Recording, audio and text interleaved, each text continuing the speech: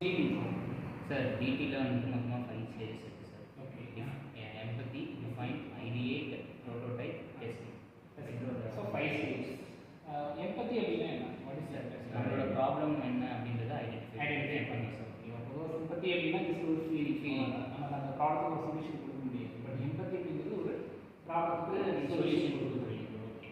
Next define அப்படிங்கிறது sir நம்ம அந்த ப்ராப்ளமை எப்படி நம்ம வந்துட்டு சால்வ் பண்ணலாம் அப்படிங்கறது how to solve the problem. Okay. இன்னொரு ரிமைனிங் பாயிண்ட் எப்படி சொன்னா எக்ஸாக்ட்லி செலக்டிவ் ப்ராப்ளம்ஸ்.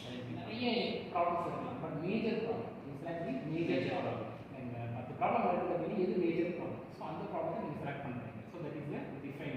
ஐடியாஸ் அப்படிங்கிறது நம்மளோட ஐடியாஸை இம்ப்ளிமெண்ட் பண்ணி okay.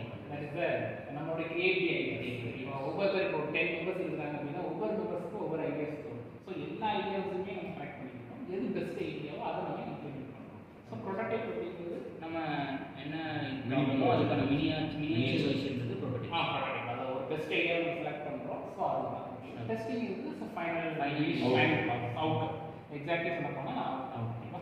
So this is the gear. இது என்ன கியர்? Spur gear. இது ஹெலிக்கல் கியர். இது எப்படி சொல்றீங்க? ஸ்பர் கியர் ஸ்பர் கியர் வந்து இந்த ஆங்கிள் ஸ்ட்ரைட்டா இருக்கும் சார். ஹெலிக்கல் வந்து இந்த ஆங்கிள் ஷேப்ல இருக்கு. பொதுவா கியருடைய பர்பஸ் என்ன? பவரை ட்ரான்ஸ்ஃபர் பண்றதுக்கு. பவரை ட்ரான்ஸ்ஃபர் பண்றாங்க. சோ ஒரு இடத்துல இருந்து ஒரு இடத்துக்கு ட்ரான்ஸ்ஃபர் பண்றாங்க. இப்போ ஃபார் எக்ஸாம்பிள் இப்போ ரெண்டு ஸ்பர் கியர் எடுக்கிறேன்.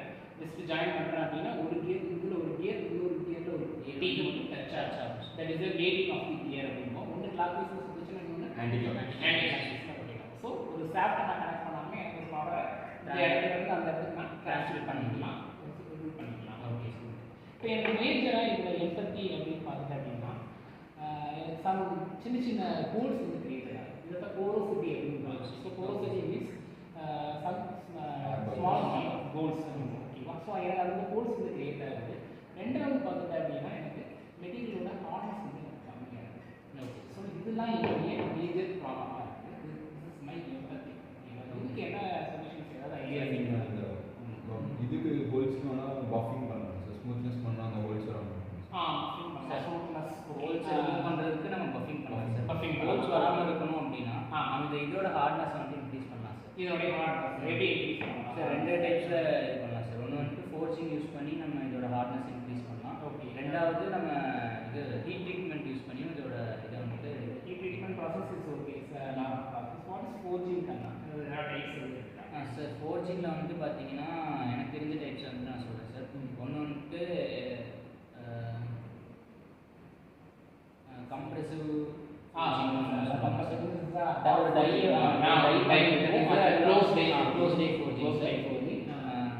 எக்ஸ்டர்னல் ஃபோர்ஜிங் அப்படின்னா ஓப்பன் டைப் ஃபோர்ஜிங். இன்னொன்று ஹார்ட் ஃபோர்ஜிங், கோல்ட் ஃபோர்ஜிங் அப்படின்னா ரீக்ரிஸ்டலைசேஷன் டெம்பரேச்சர் அப்படின்னா what is recrystallisation temperature? Sir recrystallisation டெம்பரேச்சர்ன்றது ஒரு சர்டன் டெம்பரேச்சர் சார். அந்த டெம்பரேச்சருக்கு மேலே நம்ம வந்து ஃபோர்ஜிங் பண்ணோம்னா அது ஹார்ட் ஒர்க்கிங் ப்ராசஸ்னு சொல்லுவாங்க.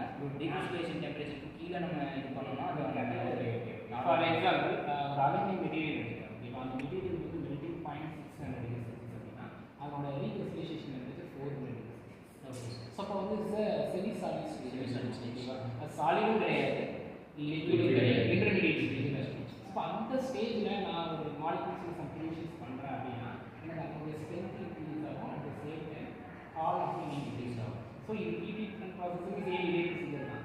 ஃபோர்ஜிங் இதே சேம் ப்ரொசீஜர். ஸோ இதை பண்ணுறதுனால என்னுடைய சின்ன சின்ன இந்த ஹோல்ஸு இந்த போரோசிட்டின்னு சொல்லக்கூடிய இந்த ஒரு நெகட்டிவிட்டி நான் அவாய்ட் பண்ணலாம். இன்னொன்று கரோட் எனக்கு அதிகமாக ஆகும். ஸோ மேக்ஸிமம் கரோஷன் ஏதாவது அவாய்ட் பண்ணுறதுக்கு ஏதாவது சான்சஸ் சார் நம்ம ஒரு coating so my coatings coating layers coating okay good idea தான். ஸோ நம்ம லேயர்ஸ் கோட்டிங்ஸ் கொடுக்குறோம் அப்படின்னா மேக்ஸிமம் இதோடைய கரோஷன்ஸ் கம்மி பண்ணலாம். ஸோ லைக் என்னன்னா நீங்கள் படிக்கக்கூடிய சப்ஜெக்ட் எப்போதுமே டிஇயோட ரிலேட் பண்ணிக்கிறேன். அதுதான் பெஸ்ட். டிஇ ஃபைவ் ஸ்டேஜஸ் தெரியும். பட் இப்போதைக்கு வந்து லாட் ஆஃப் ப்ராப்ளம்ஸ் இருக்குது. பட் அந்த மேஜர் ப்ராப்ளத்தை நீங்கள் செலக்ட் பண்ணணும். அதை சொல்யூஷன் கொடுக்குறதுக்கு உங்களோட ஐடியாஸ். இப்போ நீங்கள் நான் ஒரு ரெண்டு மேஜர் ப்ராப்ளம் தான் சொன்னேன். ஒன்று கரோஷன், ரெண்டாவது ஓகே ப்ரோசிட்டி அண்ட் ஹார்ட்னஸ். இது ரெண்டுமே இன்டர்லிங்க் தான். ஸோ இது ரெண்டுக்குமே பெஸ்ட் ஐடியா இருக்குது. ப்ரோசிட்டி அண்ட் ஹார்ட்னஸ் எப்படி அவாய்ட் பண்ணலாம் அப்படின்னா ஒன்று ட்ரீட்மெண்ட் ப்ராசஸ், இன்னொன்று அதாவது வந்து forging process. So forging process வந்து எனக்கு எக்ஸ்பிளைன் பண்ணேன். அது இருக்குன்னா ப்ராசஸ்மே பெஸ்ட்டாக இருக்கும். அண்ட் கரோஷனை நம்ம அவாய்ட் பண்ணுறதுக்கு layers Layers of layers coating layers